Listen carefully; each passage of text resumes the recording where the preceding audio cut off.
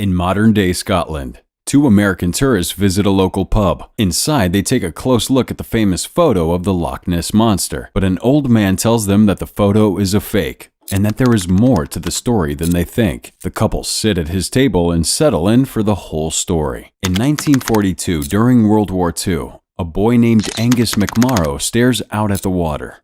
He fantasizes about wading through it, but the fantasies turn into nightmares as the boy imagines drowning. Back in the real world, Angus stays away from the water, collecting shells from the shoreline. He thinks about his father, a sailor in the Royal Navy, who told him that the pool was a strange, enchanted place. Under the water, Angus finds a large, strange-looking egg in the sand and decides to take it home. Angus is found by his mother, Anne, who orders him to come home. Angus and Anne return to their manor house on Loch Ness. Angus rushes off to hide the mysterious egg in his dad's garden shed as his sister, Kirsty, arrives, asking if Angus had fun on the shore. Anne reminds her daughter that Angus doesn't tend to have fun these days.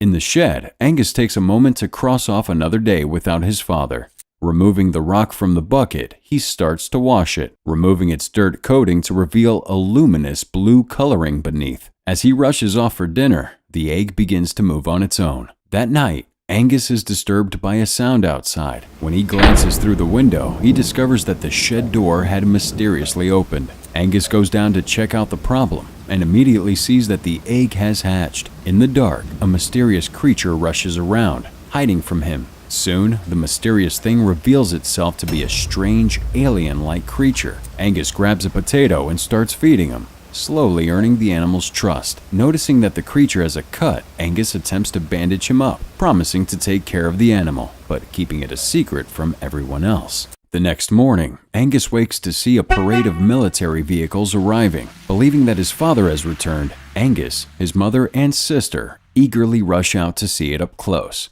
But Captain Thomas Hamilton reveals that the Royal Air Force has been tasked. Cinema recap here. We've got a little challenge that'll take 5 seconds, and it will change your life forever. You ready? All you gotta do is like, subscribe, and hit that notification bell, and you'll receive 10 free years of good luck. It's as simple as that. With taking over the manor house for a military operation, Angus realizes that these trained killers pose a threat to his new friend. As the soldiers set up camp in the house, Captain Hamilton explains that the soldiers are preparing for the threat of German invasion. Angus returns to the shed to find that the creature has ripped the place apart in search of food. Hoping to protect his father's belongings a little longer, Angus goes to get some food for the pet, but the army cook, Sergeant Strunk, refuses to let him get any. Thinking on his feet, Angus grabs the garbage can and drags it to the shed. The creature dives right into the trash can, eating just about everything inside. Angus decides to name the creature Crusoe, after the book Robinson Crusoe. As Crusoe enjoys his feast, Angus begins researching what kind of animal is living in his shed. But none of the possibilities make sense. Angus recalls how his father told him all about a mythical monster that lives in the loch, and how he always wanted to see it. Angus realizes that the creature, which appears to be some kind of fish, is all dried up. He pours a bucket of water into a trash can, hoping to help the little guy survive. A pair of fishermen on the loch catch some fish for lunch. They notice the military setting up the artillery battery on the hill.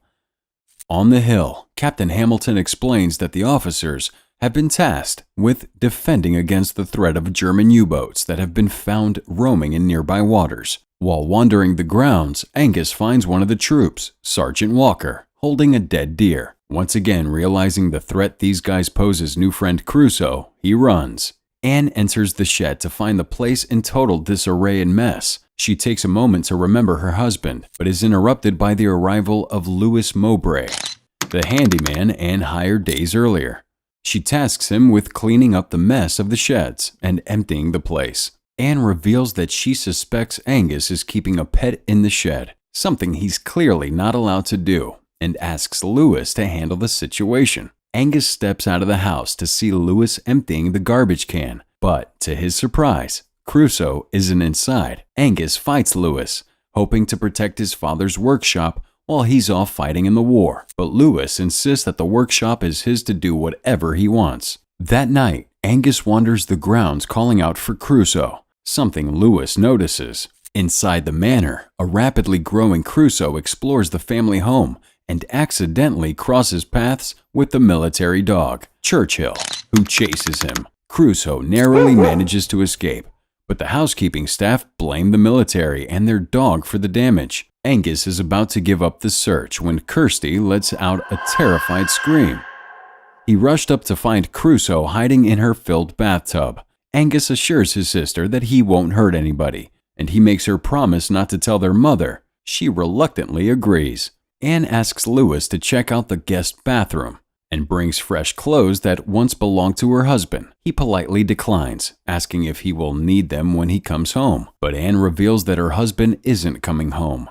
His ship was sunk a year ago, and he's been presumed missing ever since. Anne explains to him that Angus is confused, clearly unable to accept his father's possible death. Angus and Kirsty do their best to keep a still-growing Crusoe quiet, but nothing seems to be working. Lewis arrives to fix the bathroom, which is apparently out of order. Against Angus's orders, Kirsty lets Lewis inside, where he sets eyes on Crusoe almost immediately. Lewis wonders if Crusoe is perhaps a water horse, a legend from Celtic lore. According to legend, only one can exist in the world at a time. When one grows old, it lays an egg and dies. The new egg contains the next water horse. As Anne searches for the children, Angus asks Lewis for help. Before Anne can enter the bathroom, Kirsty and Lewis distract her, claiming that they were helping Lewis investigate the problem. And, thanks to them, they fixed it. Anne's suspicions get the better of her, as she heads into the bathroom regardless. Inexplicably, they find that the bathtub is empty, and the water horse has vanished. Lewis helps to deceive and mislead Anne, having hidden the water horse in the toilet. Suspicious, but believing the ruse, Anne leaves the bathroom. On the way down to the ground floor, Anne bumps into Captain Hamilton, who invites Anne to a meal he's organizing as a token of gratitude. She happily agrees. Lewis advises Angus to get the water horse out of the house and into the lock, the best place for him. But Angus desperately refuses, believing that the best place for Crusoe is to be with him. On the night of the meal, Anne goes through her wardrobe, finding one of the classy dresses she hasn't worn in a while. In the bathroom, Angus feeds the water horse tinned fish. Kirsty interrupts, telling him to come and see what's happening downstairs. But on the way out, Angus's makeshift sign prevents the door from closing. The water horse, scrambling to get the fish, falls out of the bathtub. In the kitchen, the military and the house staff dance together, but Churchill the dog can smell something strange and darts off to the source of it.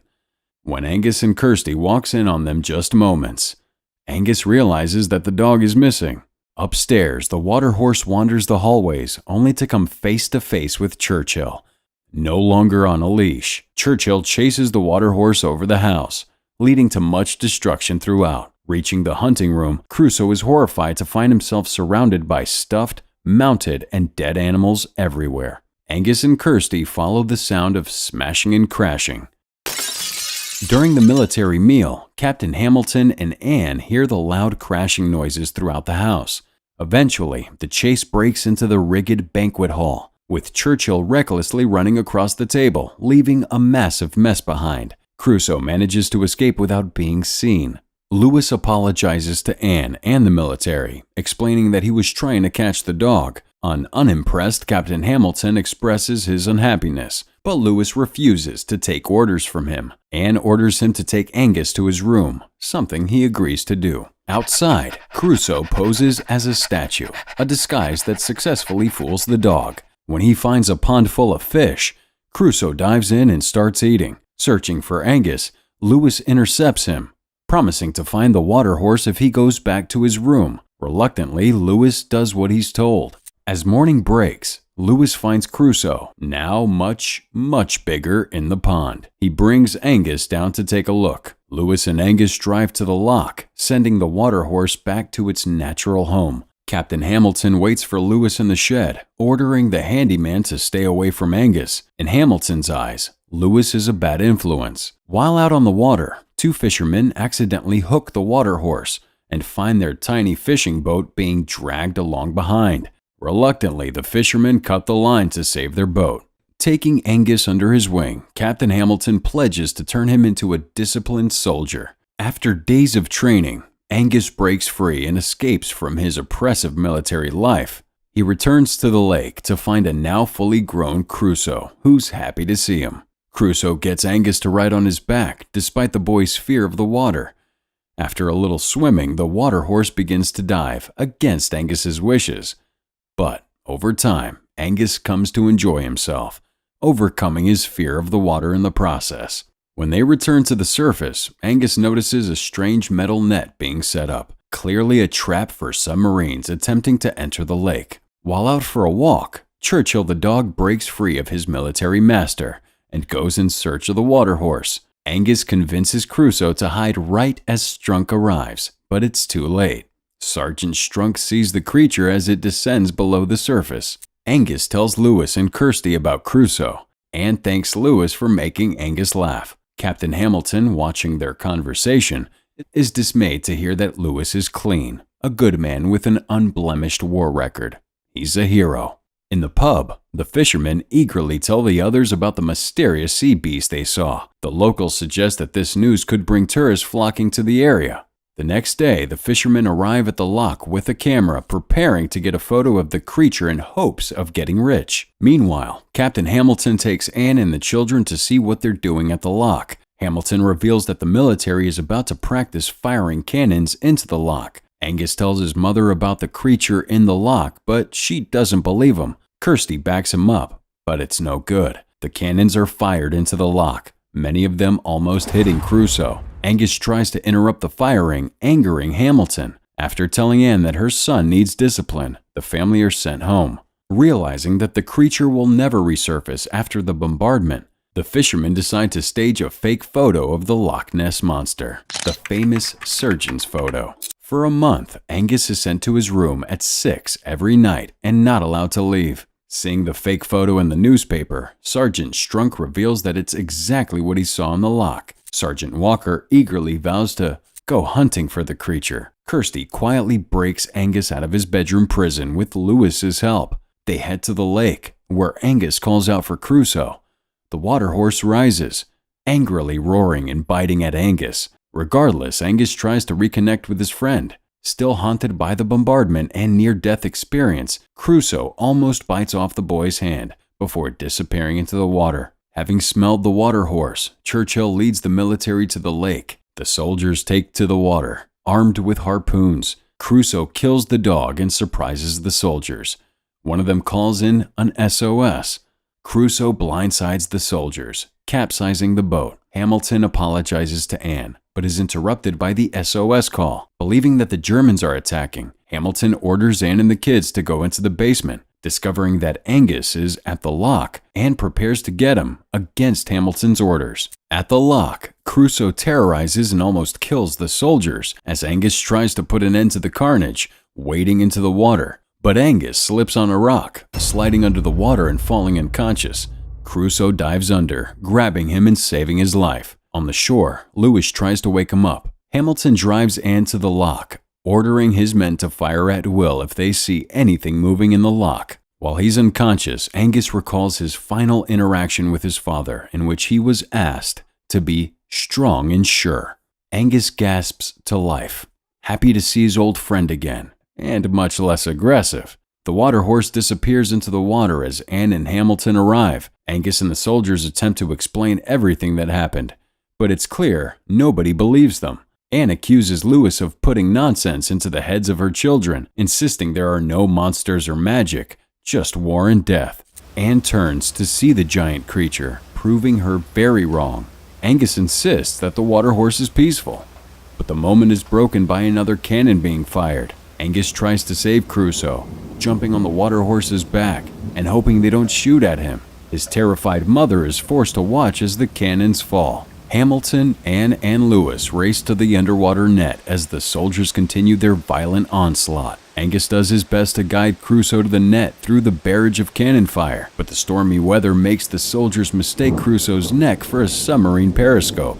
Angus realizes they have to go underwater, and the pair just about make it to the net. Still believing that it's a German U-boat, the soldiers begin raising the nets to capture the target. Angus and Crusoe come to a stop at the nets. Hamilton, Anne, and Lewis arrive, encouraging Angus to let his friend go. Reluctantly, Angus lets go of the best friend he ever had and returns to his family. Crusoe dives beneath the water and triumphantly jumps to the net, bringing the military equipment down in the process. Crusoe disappears into the distance. The next day, Anne and Crusoe watch the sun rise over the loch. Angus finally comes to terms with the fact that his father isn't coming home, and the group reunite to see the water horse swimming off to freedom. The water horse lets out a final roar and dives under the water for the final time.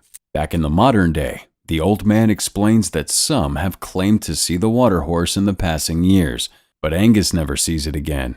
And he knows, because he is Angus.